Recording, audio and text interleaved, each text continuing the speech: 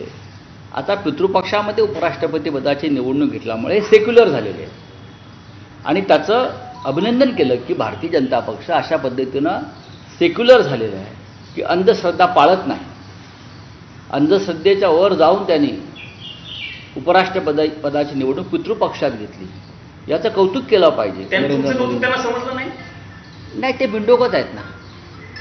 त्यांना कौतुकही समजत नाही की त्यांनी अंधश्रद्धेवर मात करून पितृपक्षामध्येही निवडणूक घेतली. याबद्दल त्यांचं कौतुकच केलं पाहिजे.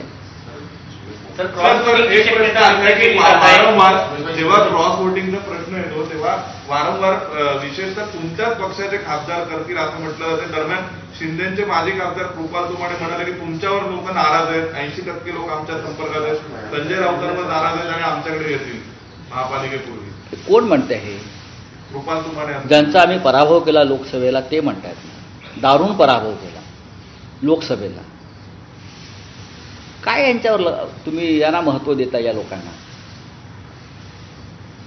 हे फ्रस्ट्रेशन आहे. ज्यांचा स्वतःचा पक्ष भाजपात विलीन व्हायला निघालेला आहे,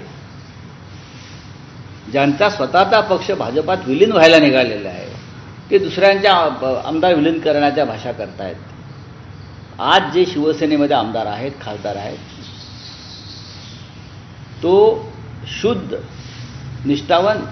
निष्ठावंत असे लोकांचा पक्ष आज उरलेला आहे. ज्यांना जायचं होतं तो गाळ निघून गेला. जे पैशाला विकत गेले, दहशतीला किंवा CBI EDच्या धमक्यांना घाबरून निघून गेले, त्यांनी आमच्या पक्षातल्या कडवट निष्ठावंतांवरती बोलणं हा निष्ठावंतांचा आणि शिवसेनेचा आणि हिंदुहृदय सम्राट बाळासाहेब ठाकरेंचा अवमान. जे कोणी आमदार आहेत ज्यांनी हे भाष्य केलेलं आहे ते कधी काळी शिवसेनेचे खासदार होते. आम्ही त्यांना निवडून आणलेलं आहे.